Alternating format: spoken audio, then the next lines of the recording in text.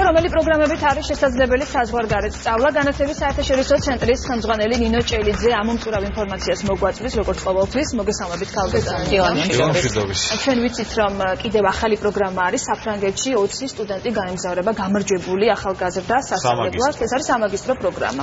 დეტალურად რომ გითხრათ ამის. მოგახსენებთ, რომ განათლების საერთაშორისო ცენტრს აქვს რამდენიმე პროგრამა სამაგისტრო და სადოქტორო ხარისხის მისაღებად. ამ ეტაპზე მიმდინარეობს მხოლოდ ის პროგრამა, რომელიც საფრანგეთში ამგზავრებს აპლიკანტებს. როგორ ითი განსხვავდება ეს პროგრამა სხვა არსებული პროგრამებისგან? იმით, რომ ეგრეთ წოდებული სპონსორირებული, ანუ დაფინანსებული სტუდენტის პროგრამაა.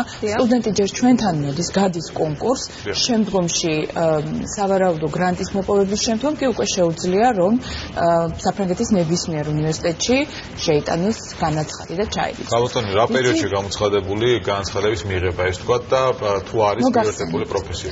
მოგახსენეთ, უპირველეს ყოვლისა უნდა ითქვას, რომ ეს არის პირველი შემთხვევა, როდესაც საფრანგეთის სახელმწიფომ და საქართველოს მხარემ მოაწერეს ხელი ამ სასტიპენდიო პროგრამას. ზოგადად ნამდვილად, იმიტომ რომ პარიტეტულად ვაფინანსებთ როგორც ფრანგული მხარე, ასევე ქართული მხარე. საფრანგეთის პროგრამა 11 თებერვლამდე გაგრძელდება, რაც ნიშნავს, რომ ამ პერიოდამდე ექნება დაინტერესებულ პირებს საშუალება, რომ შემოიტანონ ელექტრონული განაცხადი.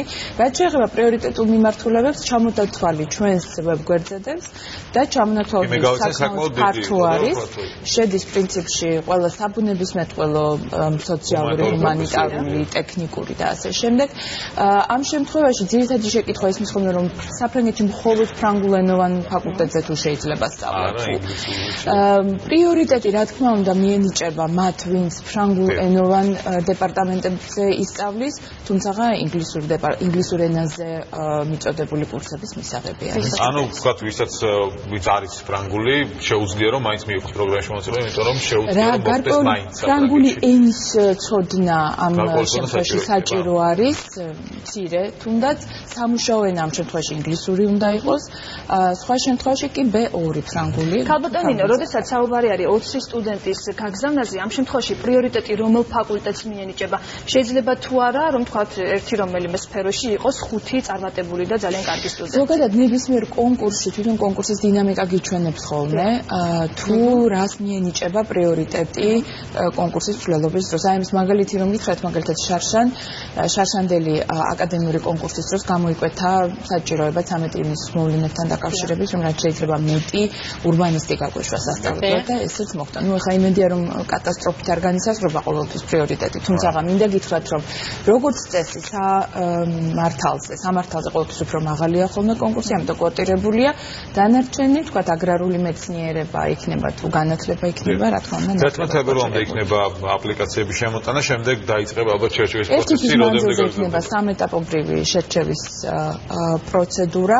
პირველია, რა თქმა უნდა, გადაიხედება ადმინისტრაციულად, თუ რა ტიპის სააპლიკაციო ფორმები გვაქვს და სოციალური ნიშნით არის თუ იქნება ამისი საჭიროება. ამ შემთხვევაში სოციალურ ჯგუფებს გულისხმობ, განსაკუთრებული საჭიროების მქონე თუ იძულებით გადაადგილებულ პირებს დაემატებათ ადმინისტრაციული ქულა. შემდგომში მოხდება უკვე აპლიკაციების გადასინჯვა კომისიის მიერ, რომელიც როგორც ფრანგული, ასევე ჩვენი მხარით არის დაკომპლექტებული და ერთი თვის ბოლოს უკვე შედგება გასაუბრება. და შერჩეული ადამიანები მიიღებენ სრულ დაფინანსებას, სწავლის პროცესი ალბათ მომავალიდან დაიწყება, ხომ? 2016-2017 აკადემიური. ორწლიანი კურსია სამაგისტრო. ზოგადად არა, ზოგადად საფრანგეთში მხოლოდ ერთწლიანი არის. უბრალოდ 2 მასტერი აქვს, მასტერ 1, მასტერ 2, ამ შემთხვევაში ნებისმიერს აირჩევს. განაცხადები არის უკვე შემოტანილი? ამ ეტაპზე არის 300-მდე რეგისტრაცია. განაცხადის საბოლოო ფორმით არ არის, რა თქმა უნდა. ანუ მომართვენება მაღალი. ძალიან მადლობა ქალბატონი. მე ვფიქრობ, რომ ბევრი ადამიანი დაინტერესდება საფრანგეთში სწავლის გაგრძელებით და თქვენს გექნებათ ბევრი სამუშაო აპლიკაციების შერჩევის მიმართულებით და საკმაოდ რთულიც. ნინო ჭელიძე, განათლების საერთაშორისო ცენტრის დირექტორი იყო ჩვენი სტუმარი. იმედს ვიტყოდებთ, რომ ახალი პროგრამებით კიდევ შემოგვერთდებით უახლოეს მომავალში.